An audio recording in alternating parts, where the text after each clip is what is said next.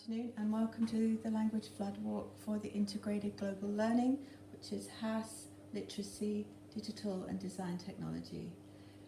This term in Warpan class, students have been learning of the life cycle of the tree and have broken that down into a few stages, including the role of leaves and roots. Students have shown their learning through the visual representation of their knowledge, using literacy to improve their understanding of the English language and their creativity here. The other thing that they've done is that they've used Keynote to make animated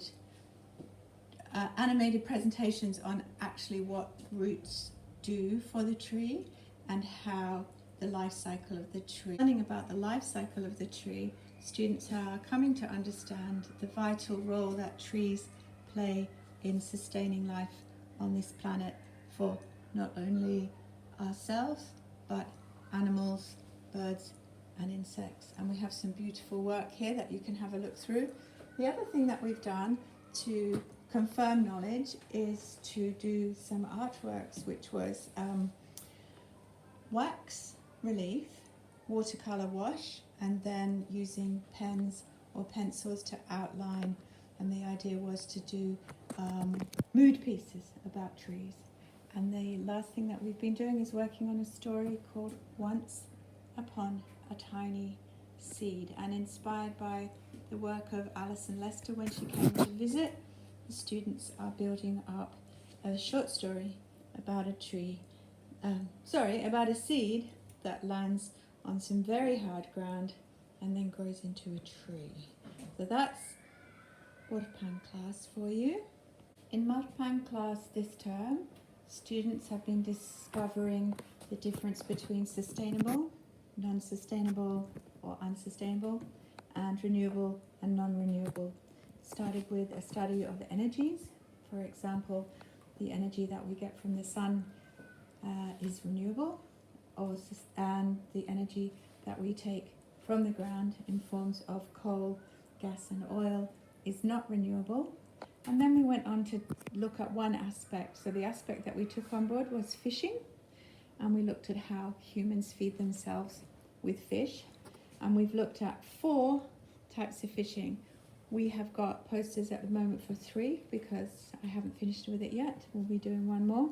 So the first one that you see here is like natural fishing, when you go down and you can put your your line into the water or catch something from the seashore. And then the second one here, we looked at the tuna fishing industry, trawl fishing, and trawl that big international, in the deep international waters where other species get caught in nets and too much fish is caught, and also the sharks are pulled up and their fins are cut off and thrown back into the water. And there's a little bit of information here about why maybe eating those small cans of tuna isn't sustainable.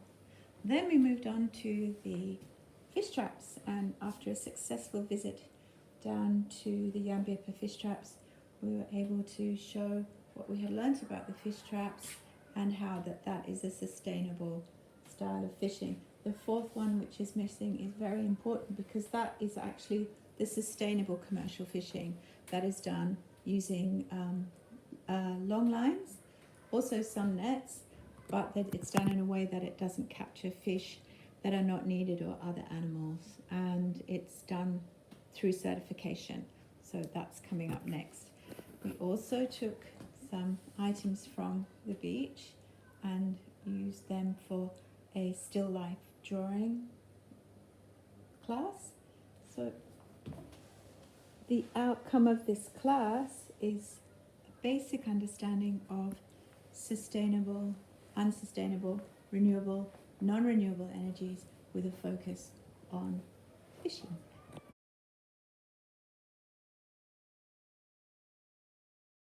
On the class, continuing on from our project within digital, we began to look at the NAIDOC week theme of For Our Elders and design posters, and also create the new postcards. I think you can see here on the desk, and turn over some more samples of how we are looking at integrating all that learning from the first term into what will become an iMovie of the interviews of the elders.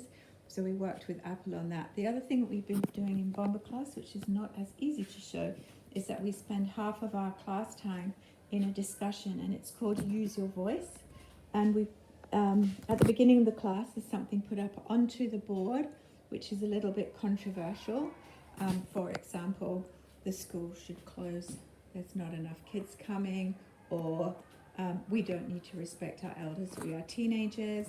I think it was another one about Woolies closing down, and what you did was you got a sticky note and you were able to put a tick or a cross whether you agreed with it or disagreed with it, and then you had to use your voice to explain why. And so because they were controversial, they generated some good conversations and discussions.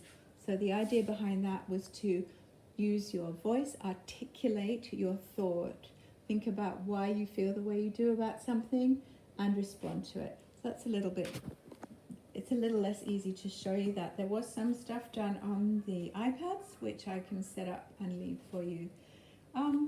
Then we have the senior secondary, but I'm not in that classroom, and I think Vanessa will be there, so she can talk to you about that. Anyway, there you are. That's my language flood walk. I hope you're all having a great week 10, and I wish you the very best for your holidays and look forward to seeing you in term 3.